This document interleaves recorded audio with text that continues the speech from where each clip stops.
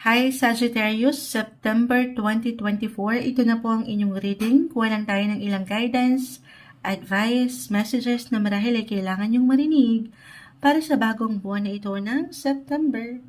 Bare months na tayo guys, napakabilis ng panahon. Kunin natin ang ilang mensahe para sa inyo, Sagittarius, September 2024. Anong kailangan nyong marinig? Message? Sagittarius, September 2024. Anong kailangan marinig ng mga taong ito? Mensaheng gabay po. Tayo ay general reading guys. Just only take what resonate po. Sagittarius, September 2024. Anong kailangan yung marinig? Mensaheng gabay. Para sa mga taong ito, ayan, ang dami. Sige. Kukunin pa natin dito. I know hindi ko napapakita yung pag-shuffle. Huwag kayong mag-alala. Na-shuffle natin itong mabuti. Sagittarius, September 2024. Tayo pa live na live sa YT. Andito kasi ang camera, yung tab na malaki. At andito rin, malaki rin si Moonchild. So, ito na. Sagittarius, September 2024. Ano pong kailangan marinig ng mga taong ito? Ayun na. Kumpul na. Finally. Knight of Wands. The King of Cups. This one is in reverse. Eight of Pentacles. Uy! Shuffle natin itong maigi, pero parang ganito rin yung position. Halos. Halos lang naman.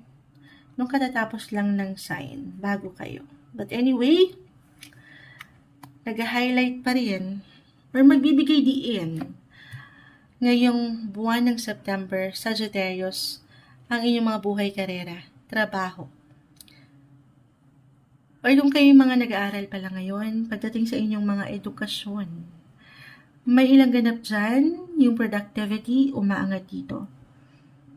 Yung inyong mga ambition, na meron kayong makita, matanaw, mapuntahan, matutunan na bago, na very normal. Natural ito, pagdating sa inyong mga Sagittarius, very explorer kayo, open-minded, meron kayong patuloy na gustong mapuntahan, matutunan na aking na-mention.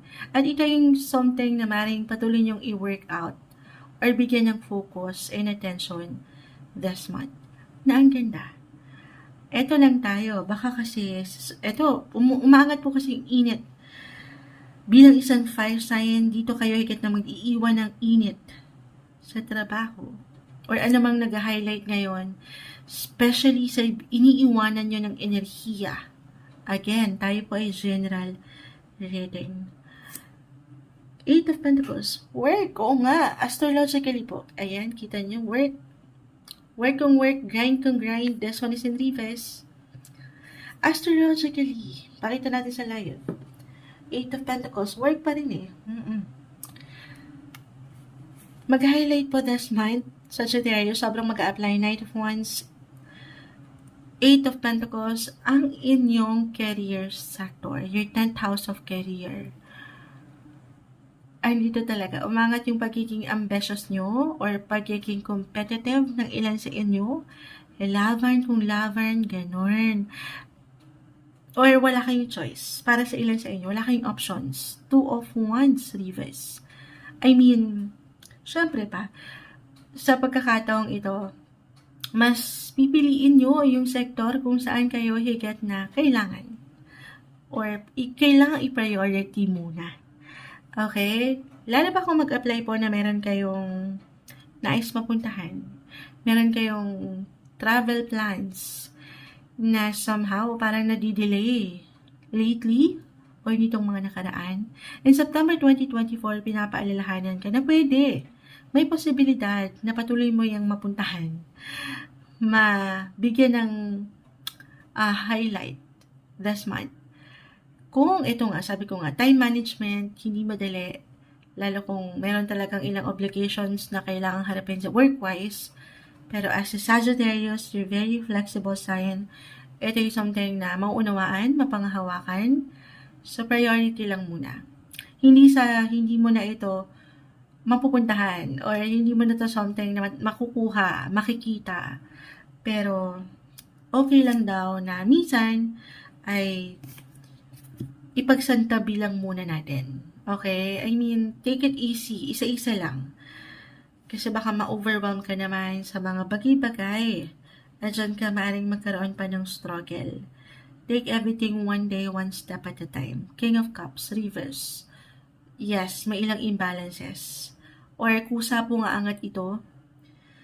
Alin yan, Moonchild? Yun bang meron ka ng halimbawa na buong plano, travel, or meron ka ng kausap sa ganitong lugar, sa ganitong sitwasyon, pero parang mapupurnada pa dahil nga, meron kang kailangan harapin, meron ka palang kailangan unahin.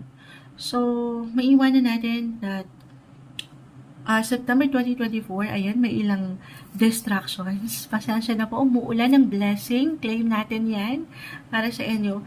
September 2024, this is the best month na kung nanaisin lang naman, why not do some planning kahit dito sa araw-araw na buhay nyo, sa inyong mga daily work routine, maring makatulong.